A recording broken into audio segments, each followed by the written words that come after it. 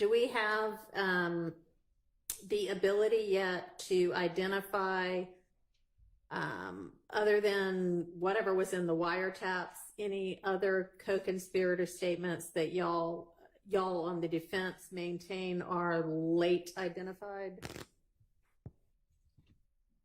Your Honor, we maintain that all statements beside the 3 statements provided. And I understand that, and y'all told me that before, but I don't know what that, not the 3 that were identified before, not anything from the wiretaps. Are there others? And if so, what are they? Okay, so the state, I thought that where we left it, and I wasn't even here that day, but I watched the video, that where we left it is that the state has provided hundreds of wiretaps and jail calls and still have not identified statements within those hundreds. So for us on our side to go through the hundreds, guess the statements that the state is going to may use, and then give them that list would take a significantly long time, when what the state could do, because I'm sure they have their case lined up by now, is to give us the statements that they've identified. And then if we have a legal argument against them, we can make that argument. And just for the record, Judge Glanville not only told them to provide all of the statements back in December of 2022, but after that, he told them to not only identify statements, but any evidence that they've identified, transcripts, any of the case, videos, that if they know that something is inadmissible, they need to go ahead and redact it, tell us, hey, I'm going to introduce this. I've already redacted things that I know as an experienced litigator.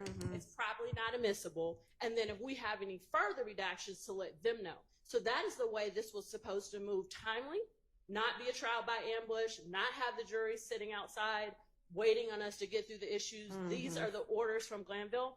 And Your Honor, respectfully, none of them get followed. I'm noticing that.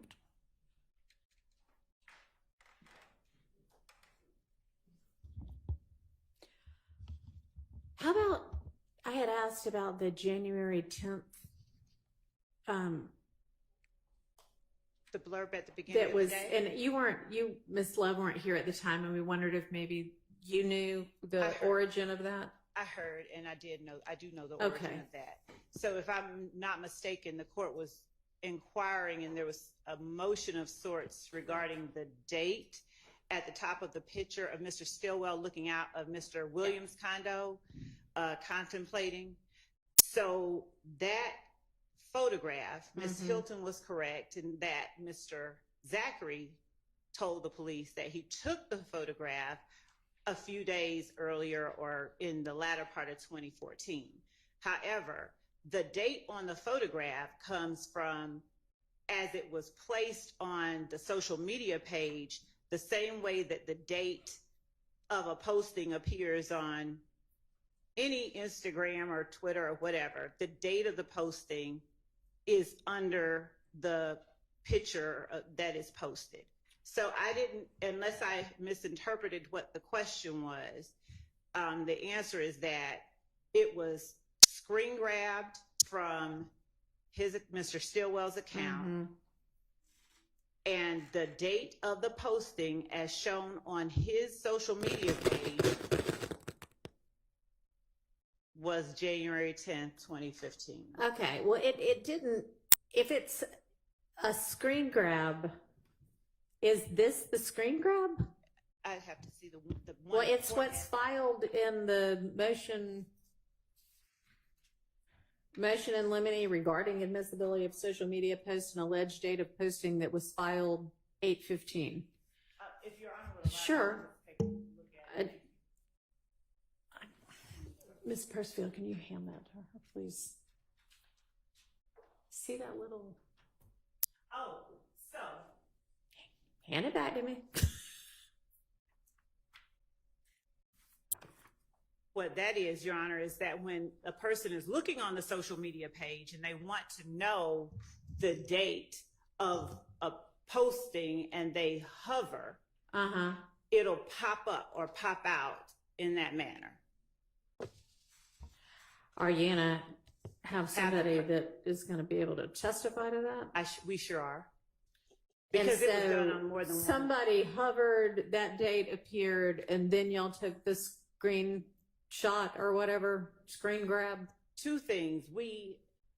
In not just this instance, in other instances as well, we not only captured it as it was shown, like if it with January the 10th, 2015, on the picture itself, but we also went back, the person who was looking at the social media page and hovered just to get that pop out that the court is looking at on that exhibit. Okay. So in multiple cases, we have a screenshot of a social media page with the date on it, and then a corresponding screenshot with the hovering where the date pops out. So will you then intend to admit it as, or offer it as, are you going to have both of those things available?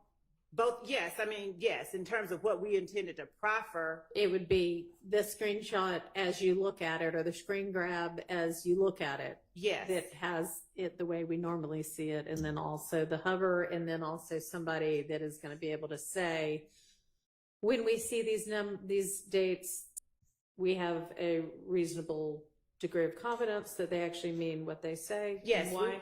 We would have the person who first saw it and pulled it from the page, one, talk about what's on the screen grab, what's on the exhibit, and two, what the date means on the exhibit based on their understanding and knowledge of that particular social media platform.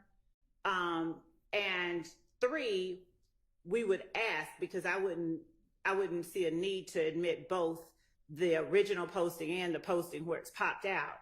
But just as a next layer of confirmation as to the date that it was posted, we would ask, hey, how do you know?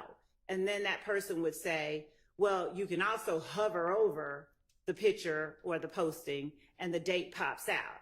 And if the question becomes, well, did you do that? Yes, here's that exhibit with that pop out date. All right. And is there any objection to, I know this shows like some comments also. Is there objection to that? There is, and in my, as I was preparing an exhibit, we, in accordance with what usually has occurred, is we take out all the extra comments, and my prepared exhibit has that all taken out. So I just wanted to put I didn't want anyone to say I did anything to the one that I was putting in my motion. But can I inquire about that? Because just so the court understands, in this discovery dump 1 to 2, that's where this picture is, to my understanding. I know it's there. It may be other places. And it just says, it's a folder, it says social media, and then there's a bunch of pictures.